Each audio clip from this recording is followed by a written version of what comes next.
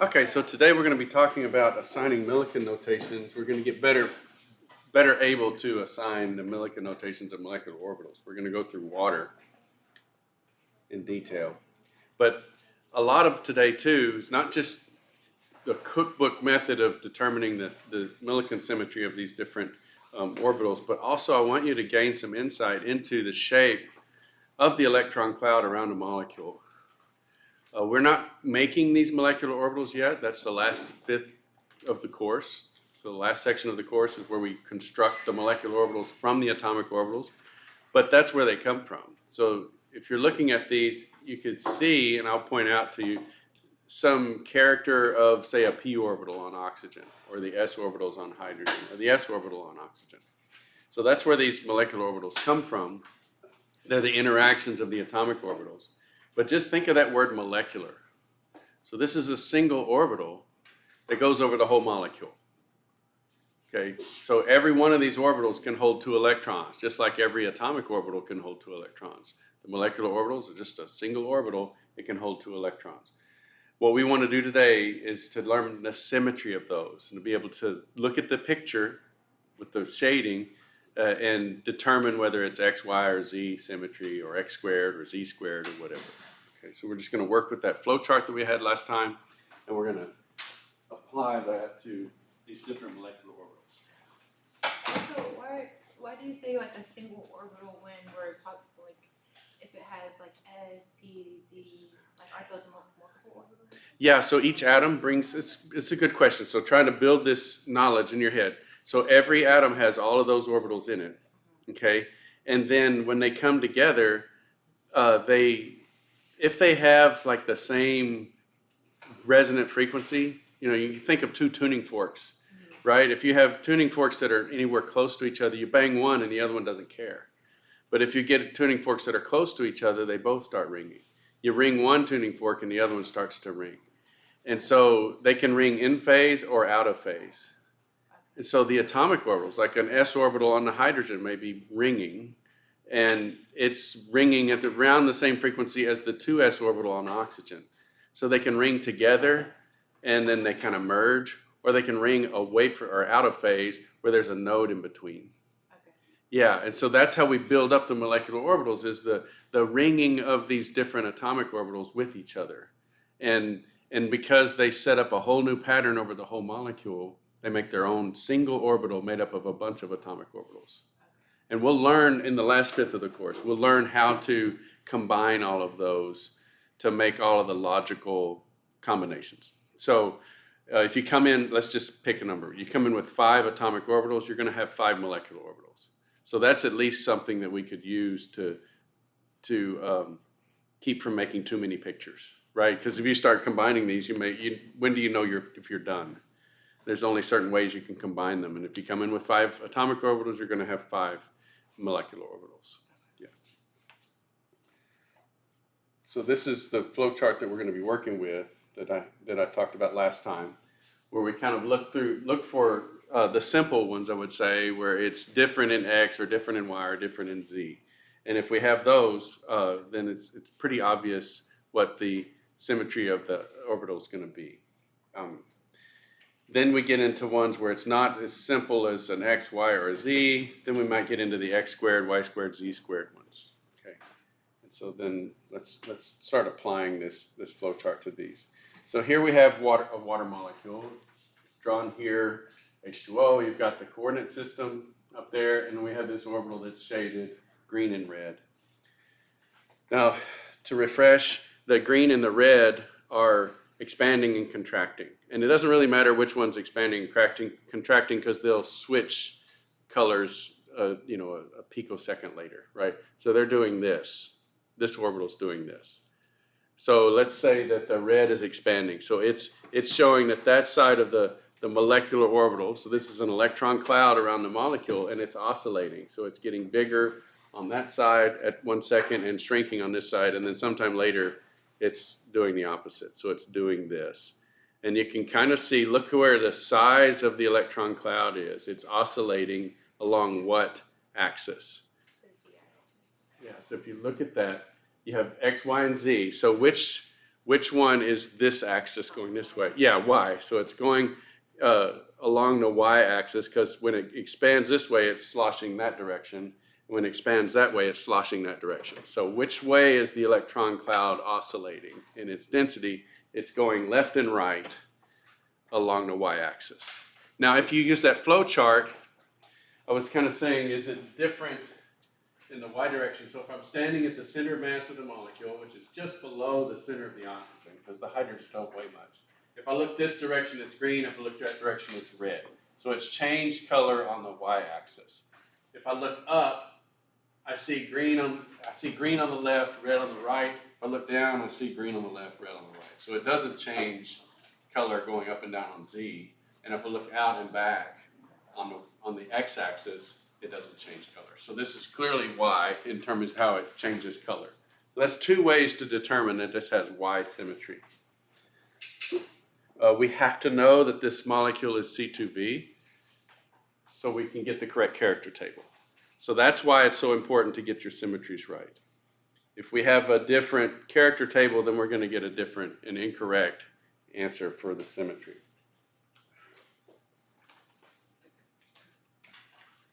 I had some students ask why the X is coming out of the screen. And the character tables were all created with a right-hand rule. Okay, you could have picked a left hand, but the physicists that started all of this, they said, let's use the right-hand rule and let's think about positive charges. They did this with vector calculus, and then they applied it to physics in terms of the forces on positive charges. So if you have a positive charge going in this direction, you put a magnetic field in that direction, the force on the particle will be up for a positive charge. And so that's sort of also applied to the coordinate system. If you have X cross Y, you get Z. So X is coming out, Y is going that way, and Z is going up. If you have your three sticks and you find Z, so you do the molecule, you see it has a C2 axis. We align Z with the C2 axis, so we know that Z is going up. Then it's a counterclockwise motion. So it's always X, Y, Z in a counterclockwise manner, looking at the coordinate system drawn that way. Okay, that's another way to think of it. So that would mean that X is coming out and Y is going to your left. Okay, so we found that this is a Y motion in the electron cloud. That means it's B2 symmetry. And so then this molecular orbital for water will be labeled B2. And we're going to label all of them in water. So we'll just go all the way up. Let's go all the way down to the very bottom, the ground state. So we did this one right here. Okay. And so these are the questions we're asking. Is X the same as negative X? Is positive Y the same as negative Y, etc.? So we could go through all of these. Let's look at this bottom one here. Okay. So we're looking at, if we're standing on the origin, coordinate system here in the molecule, no matter which direction we look, it's the same color. So this would be like X squared. If I'm standing on a number line and I have positive X values there and negative X values here, or Y, let's do Y since Y is horizontal. So positive Y values there, negative Y values there. But then if I plot a function where it's squared, where it's Y squared, then it's positive in both directions. And so that's why I'm calling this Y squared, because it's the same color in both directions. Just like if I were to square all the numbers on a number line, all of them become positive. They all become the same in both directions. So that's what I mean by Y squared. If I did the same thing with Z, I look up and it's red, I look down and it's red, that's Z squared. Same positive values up and down. And then X, going out, you see there's no color change going forwards or backwards. So it would be X squared. So if we're looking at this molecule, no matter which direction I point, it's all the same sign, if you will, then that's going to be this top row, X squared, Y squared, Z squared. And so this is going to be an A1 orbital. This one is a good example where we could use the character table. Since this is a C2V character table has only plus ones and minus ones, this won't work for like a C3V where you have an E row, and we'll do that one in a minute.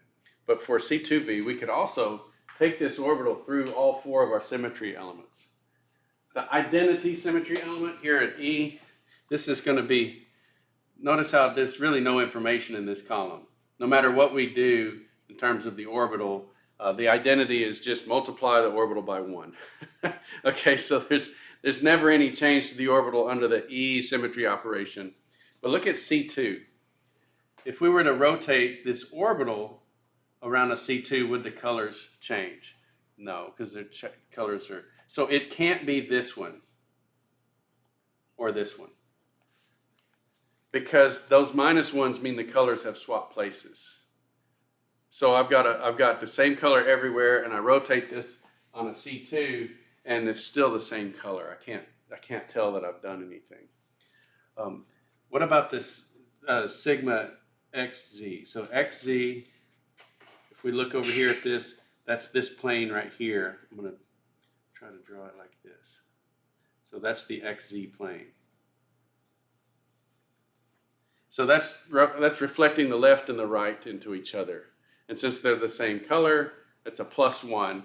And so I know it's not this row either, or this row. The YZ plane is the plane of the paper. And the front and the back, I have no indication in this image that there's any color on the back. So the front and the back would be the same. And so that would be a +1 on that one. And so we know that it's not this row or this row. I mean, once you eliminate a row with one of these, you know it's never going to be that row. But still, I'm showing you all the -1s, discount those rows. And so we could also look at those symmetry elements and see if it's one of the ones that only has +1s or -1s on it. And so this would also be a way to show that it's top row symmetry. No matter what I do to this orbital, it's going to be +1s top row. So if you see the ground state in almost any molecule, the ground state has no nodes. And the nodes are between the colors. So let me go back to this previous one right here. So, you know, with our particle in a box wave function,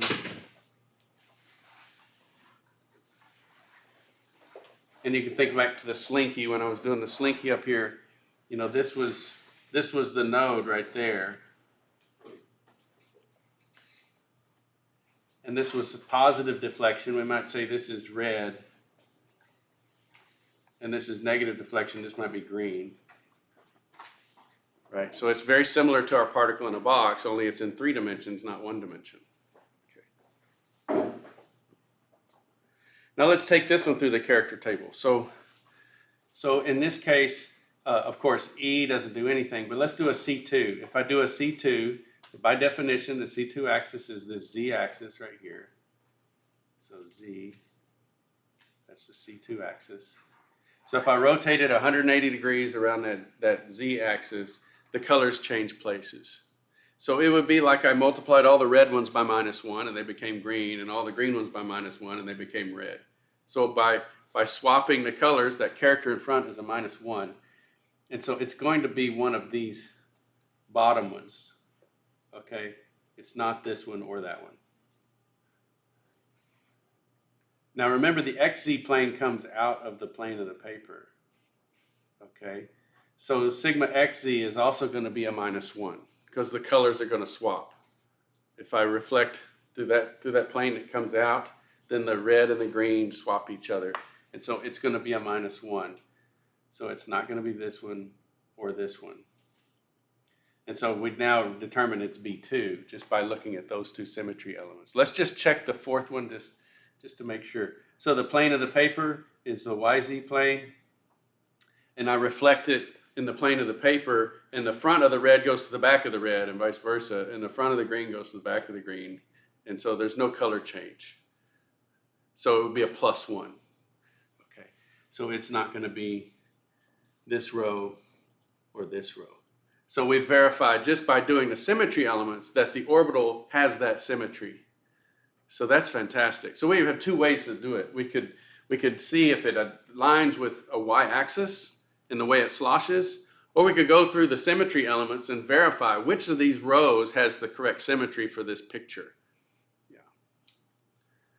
Does that explain things a little better? So now you can see why we say it is B2 symmetry, because no matter what we do with those 4 symmetry elements, it has the symmetry of B2. It is a +1, -1, -1, +1 on that row, under each of those columns. Those columns are the things we do to the molecule and to the orbital and to the arrows. If we had stretching arrows on here, the same arrows would swap. And if it was a -1, the arrows would change direction.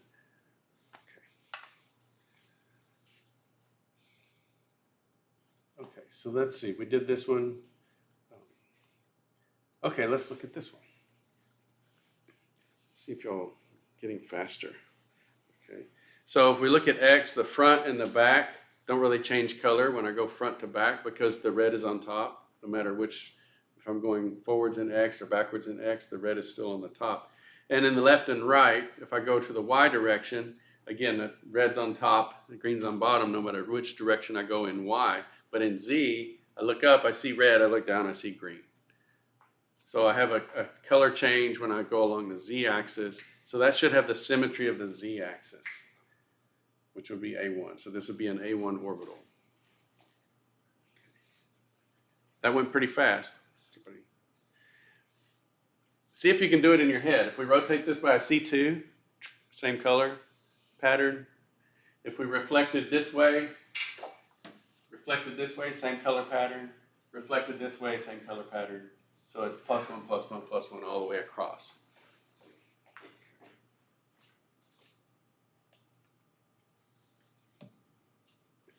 Okay, let's do another one. Oh, we've already done this one. I don't know why it's in there twice. Okay, so this is, we verified this is Y, B2. Okay, look at this one. So look at the coordinate system. Everybody look at the coordinate system. I'm going to go to the next molecular orbital. What's happened? It's rotated around the Z-axis by 90 degrees. See, X, Y, Z. Now the Y is going back into the paper. Okay, and now look at the molecule. Okay, so see where the hydrogens are? I've rotated it 90 degrees because this orbital is in front and back.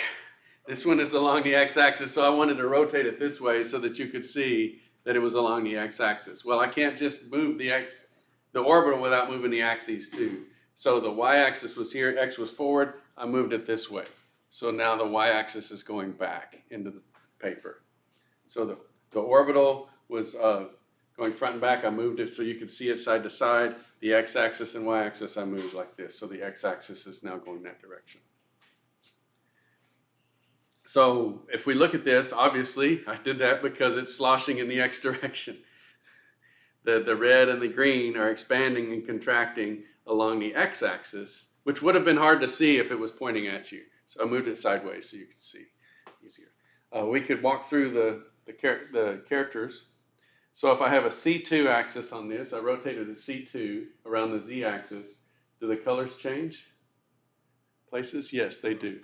So I move it 180 degrees, the green moves over to the red, and red moves to the green.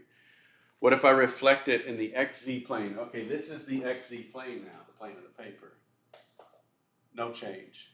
But if I reflect it in the YZ plane, I see a change. So when you see a change, that's a -1. Okay. So we did a C2 was a -1. So we had this one. The XZ plane didn't change anything, so that was a +1. And then the YZ plane swapped the colors, and so it was this one. So that should be B1. We determined that by symmetry. We also looked that it sloshes along the x-axis, so it could be it's X symmetry, and that's B1 then.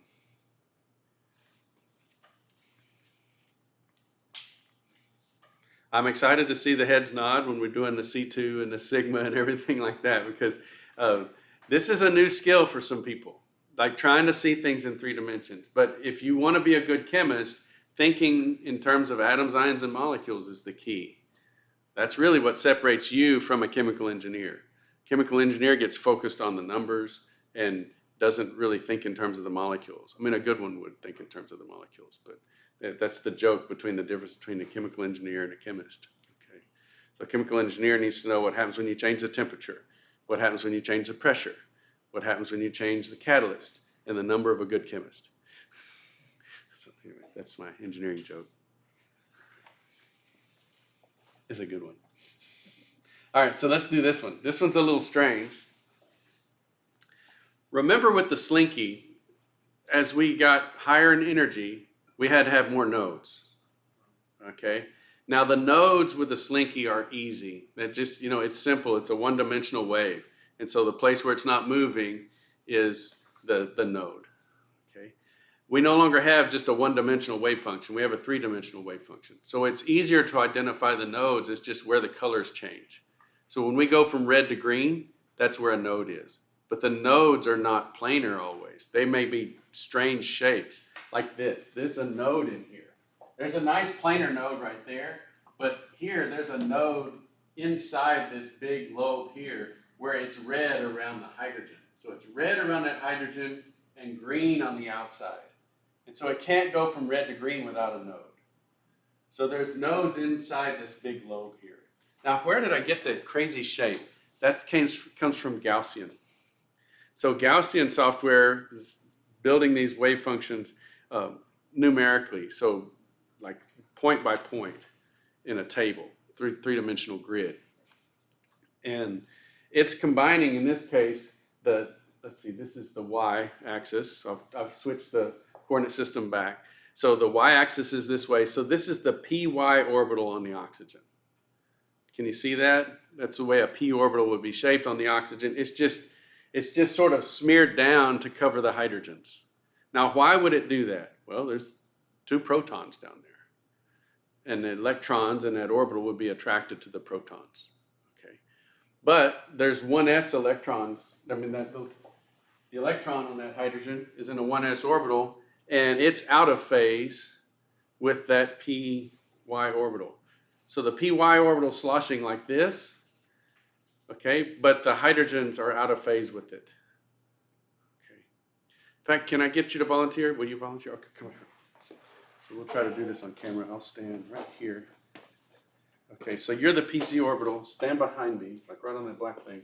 And so you're doing your PC orbital. Maybe I'll do the PC orbital. I'm taller, a little bit taller. Okay, so scoot back.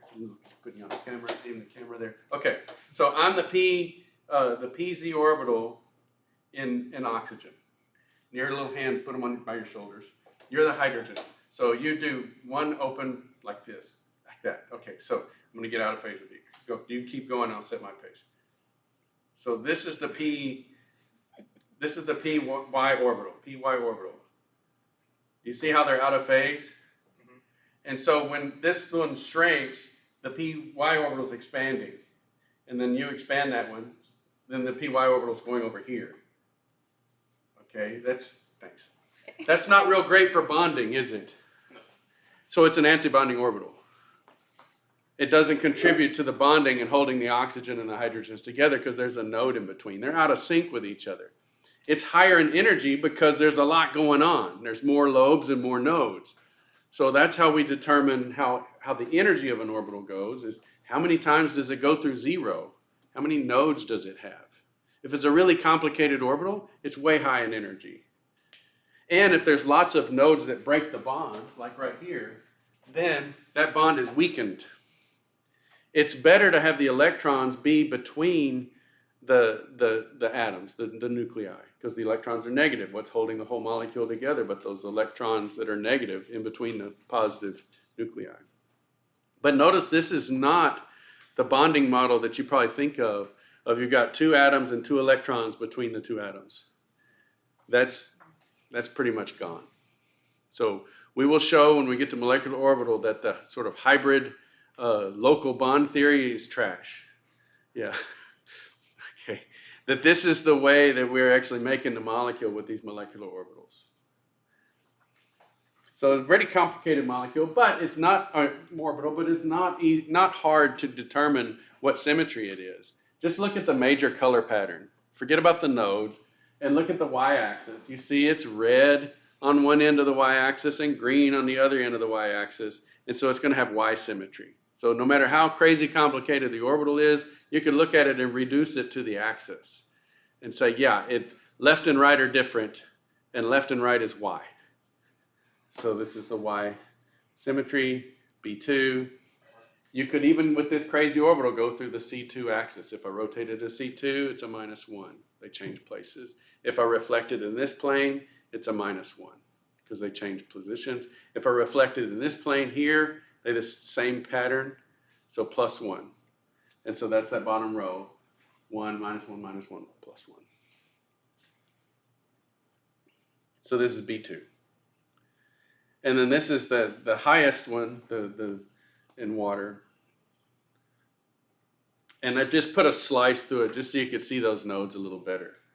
Now this is a crazy one in terms of trying to picture the atomic orbitals. It's pretty clear the hydrogens, these are the 1s orbitals on the hydrogens. And that's really all you've got for hydrogen, 1s. And they can be in phase like this or out of phase like that. Now this one, they happen to be in phase. You see the hydrogens together, they're both red, and sometime later they'll both be green. Okay, so they're both red, both green. But then the oxygen, you see oxygen has a little bit of red on top and a bunch of green on bottom. Okay, what orbital on oxygen would be one color on top and a different color on bottom? The Z, the PZ orbital. Now this doesn't really look like a P orbital because the green is so big. Okay, but if the green and the red on the oxygen were pretty much the same size, then you would clearly see it was a PZ orbital. So this is the PZ orbital on oxygen is going up and down, up and down, up and down. And that's out of phase with the hydrogens that are blinking together. Okay. Now Gaussian, in terms of making these molecular orbitals, it makes the electron cloud with the atomic orbitals, calculates the energy. Then it lets the electrons move a little bit and it calculates the energy. And it gets lower. If it gets lower, then it takes that orbital and then it lets the electrons move a little more and calculates the energy. So it's allowing the electron cloud to take a bizarre shape. And that's the shape that comes out as the lowest energy version of this orbital. Okay. Yes? The hydrogens, they're in phase with each other, but out of phase with the oxygen? Okay. Yes, and specifically with the oxygen PZ. Okay. Yeah, and so when we get to the molecular orbital section, we'll build these up. Now, we won't draw this crazy big shape, but we'll be able to do this. So if we were to draw this by hand, so later on when we get to drawing our molecular orbitals ourselves, oh, why did I do that? Okay. I'm supposed to have an eraser on the end. It's not, there it goes. Okay.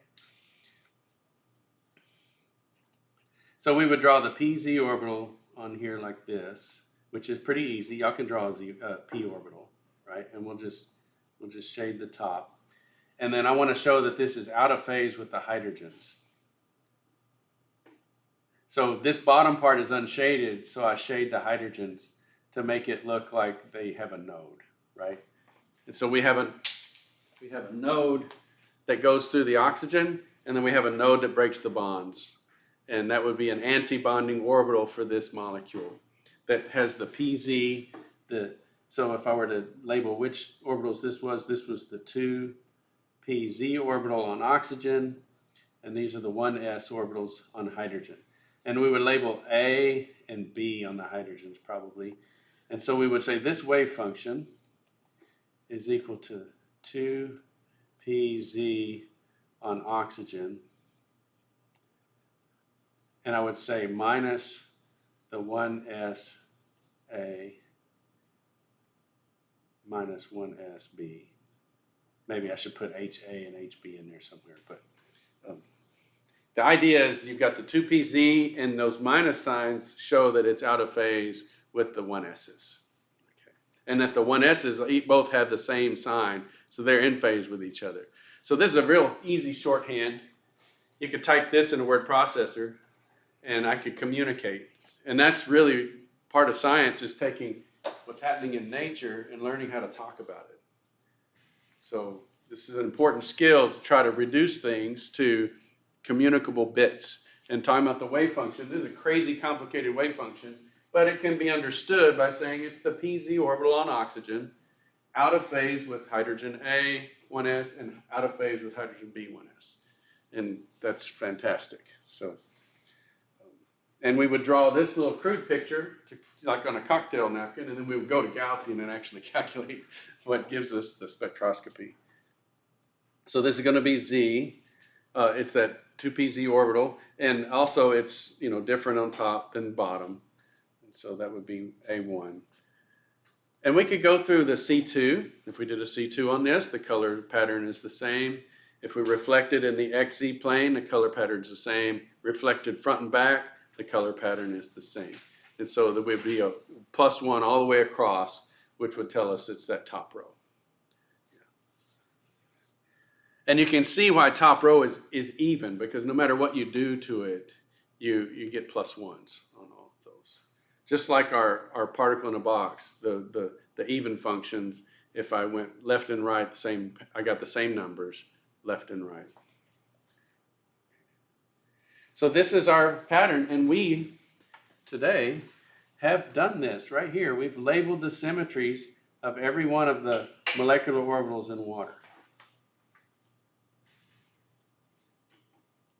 So even this really weird B1 one where we had to rotate the molecule a little bit. Now you can see this is a molecular orbital diagram that shows the atomic orbitals on either side and how they mix together to form the molecular orbitals. And this will be what your homework assignment will be in a couple of, like, a month or so. Okay, but you can see the 2s orbital, especially here, this is like the 2s and the two 1s's all in phase with each other. No nodes. Okay. This one's a little hard to see that has 2s character, but it's certainly 2pz. You see red on top, green on bottom. And this is when it's in phase with the hydrogens. Even though they're red here, we're just showing that it's in phase because there's no node that breaks the OH bond. And so this one would be, let's see, I'm going to write the designation for this one. Psi equals 2pz on oxygen plus 1sa plus 1sb. So remember that other one was minus and this one's plus. So this 2pz is also connected up here. This was 2pz on oxygen minus 1sa minus 1sb.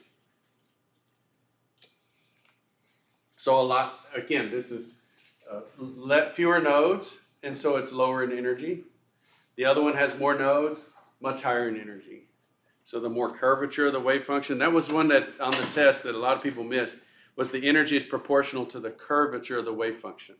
So how much it curves. The second derivative is the curvature. And the Hamiltonian has the second derivative operator in it. Okay? So that's the curvature of the wave function, that's the kinetic energy of the wave function. So the more times the thing changes color, the more it curves. Right? Think of the slinky. The more times it crosses 0, it's more curvy. If it doesn't cross 0 at all, it's not very curvy at all. So it'd be a small second derivative. These things are crossing 0. This is not crossing 0 at all. There's no nodes here. But up at the top, you've got some crazy nodes.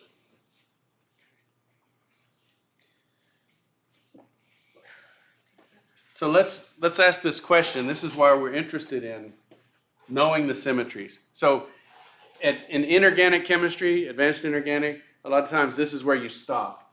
You stop at labeling the energies of the orbitals, molecular orbitals. And I was never satisfied with that, so that's why I went back and I had to do this for my infrared spectroscopy work at my PhD and realized that it also applied to all spectroscopy, is looking at the symmetries to determine the selection rules.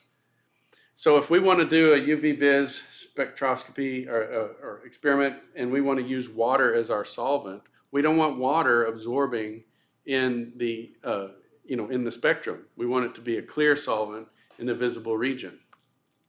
So we want to determine to see if this HOMO to LUMO transition is allowed.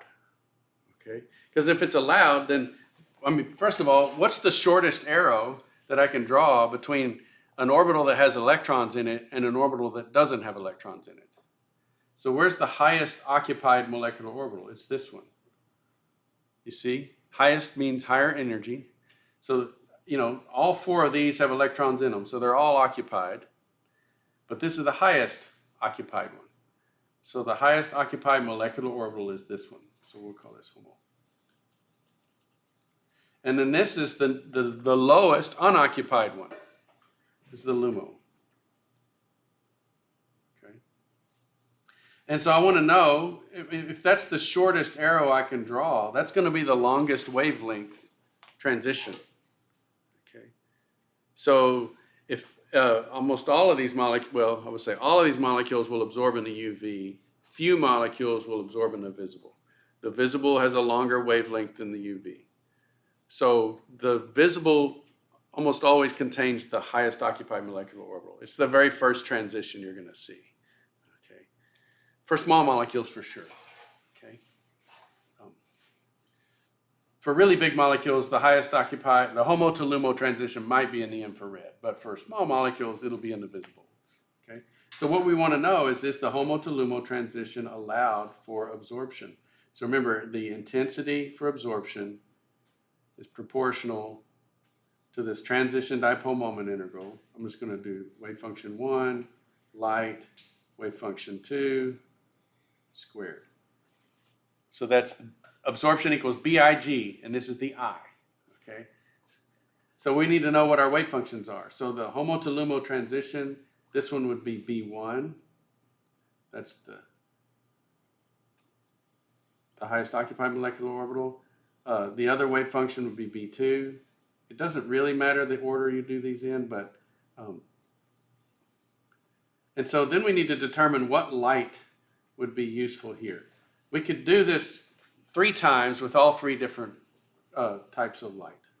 So let's just brute force it and do that. So let's look at X light. So X polarized light. We go down to the character table, we find X polarized light, we see that it's B1. So we're going to put a B1 in here. And now we use the direct product table to determine what all these products are. So we're going to multiply B1 times B1, and that's going to give us A1. So we find here B1 times B1 gives A1. Okay. And so then B2 times A1 is B2. And so the intensity is proportional to this integral squared, and the integrand, and this integral here is an integral over all space of a B2 function, a function that has B2 symmetry. And what is the result of that integral going to be? We have 2 options, 0 or non-zero. We really can't calculate the total, like the actual intensity, but we can see if it's 0 or non-zero. And I hear some people whispering 0, which is correct, but why is it correct? It's not even, and even is the top row. So this is the only one that's non-zero. Okay. So all of these others are odd. Okay, so the HOMO to LUMO transition is not allowed with X polarized light. Okay, so let me just clean this up. We'll do Y polarized light.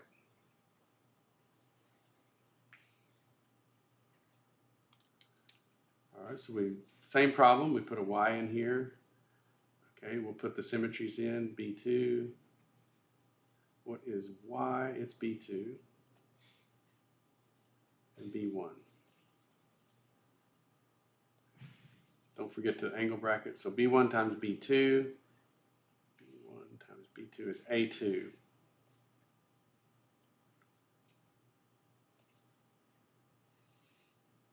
All right, so then we have B. Did y'all see where I got that? So B2 and B1 is A2 down here.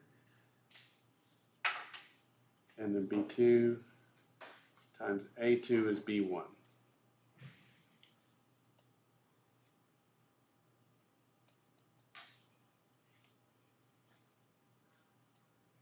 And this one is equal to 0 as well because it's not top row. Okay. So the HOMO to LUMO transition is forbidden. It's not allowed by Y polarized light. Oh my goodness, what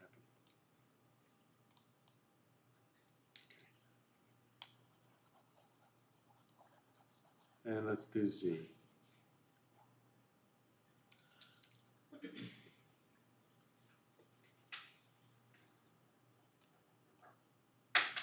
Z is A1.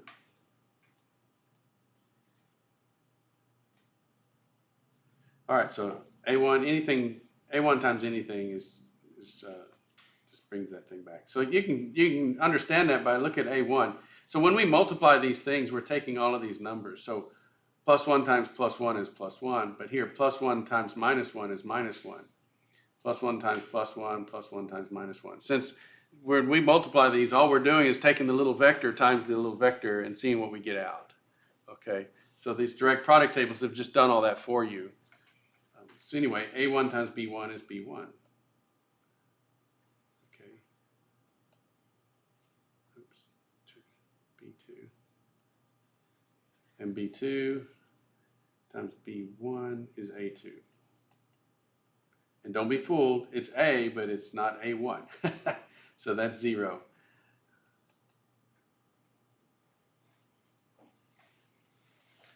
So the HOMO to LUMO transition is not allowed for direct absorption of light in X, Y, or Z polarized light. So it's weird because the water molecule may be sitting there and these two electrons are in that highest occupied molecular orbital and a photon of light comes in and hits it and it exactly matches that energy difference. But the symmetry won't let it jump. And that keeps the window open in the visible region for water. So that water is a really good solvent for visible substrates, you know. So the water doesn't start absorbing light until like the HOMO to LUMO plus 1, like the next orbital up. So B1 to A1 would be allowed. Now, how do I know that? Just by looking at it. So this one is forbidden, so I'll say no. Okay, but this one is yes.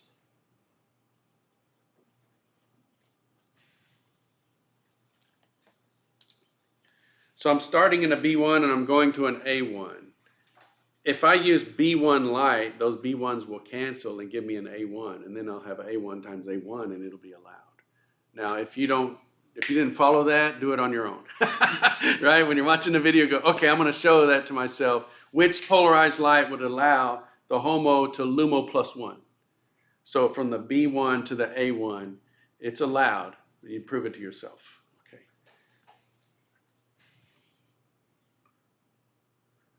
Now, this is really weird. This is a threefold symmetry molecule. And yes? Really quick on that last one, does that have anything to do with the alternating? No, so the molecular orbitals don't alternate. Oh, okay. Yeah. So only the vibrational motion and rotational motion alternate A1, B1, A1, B1, or A1, B2, A1, B2. So whatever the symmetry of the motion is, if it's B2, then the ground state's A1, but then the first excited state is B2. Then it goes back to A1 and then back to B2. So that's only in vibrational motion or rotation. Okay. But when we get to molecular orbitals, it's crazy. You see, there's no pattern here. So we had to do these individually. Yes. The question was asking for Raman scattering. Okay, so this first one was for absorption, but then Raman scattering. Yeah, so the second one is Raman scattering. We're a little short. We've got 4 minutes. I want to get to ammonia. But Raman scattering would use all of these. You see around here it says Raman. So you can also do this for yourself. All of these right here. So you could set it up for B2. And you might do like XY, which would be A2 and B1. So now we have an XY possibility. We've shown it's not allowed for this one, or this one, right? Those rows. You don't have to do those again. But we do have a new row with Raman. We have this XY one. And so you'll be able to see if Raman experiment could give you a transition from the HOMO to the LUMO. So Raman would go up and back down, and this would be the scattered photon as it's going back down. It would have lost some energy and would have caused that transition to occur. So for this one, we have a different set of atomic orbitals mixing to form the molecular orbitals. And these would be the sort of the lowest 3 orbitals in ammonia. And I just mainly want to emphasize this E row. So this E row is showing you degenerate orbitals. So think about your atomic orbitals, the three p orbitals, px, py, and pz. The only difference in those is the direction in space, not their energy. So they have the same energy. Okay? Look at those top ones. Those two have the same energy. They're a slightly different shape, but look at, they're really just rotated in x and y. Okay? The small differences in shape just come from Gaussian optimizing those orbitals. But you can see one, look at the coordinate system. The symmetry axis is coming out of the plane of the board. Okay? So then it's, if this is the symmetry axis coming out of the board, then counterclockwise, it's x, y, z. So this is the x direction, up is y. So you see this one is x, and this one is y. And they have the same energy. So you've got two orbitals that have the same energy that's doubly degenerate, okay? And they're E. Now, I apologize that I didn't do this, but I apologize on behalf of science that on the table we have two E's, and they mean different things, okay? The column E is the identity operator, which you just do nothing to the molecule, okay? The row, this is a Mulliken notation of E, and it's the doubly degenerate symmetry, okay? And because it's a combination of those two orbitals, you can't do the little rotate and reflect and identify which orbital it is. That really only works for the plus ones and minus ones. When you get to the 2 and the minus 1 and the 0, it's not that straightforward. So for these to identify, you just need to see that there's an X and a Y. There's an X one and a Y one, and those are always paired together, and you know that because of this right here. You see this pair right here? It says XY in parentheses. So it says if you have an X, you also have a Y. They have the same energy. So if you're looking at this orbital and you say, gee, I think that looks like X, then it's an E. And you have a Y partner that's also E. Okay. And then you can use the direct product table, which we'll do some more of that. There's a Kahoot that asks you questions about this. But anyway, I mainly wanted you to identify the X and the Y pair on this molecule. So with that, I'll see you next time.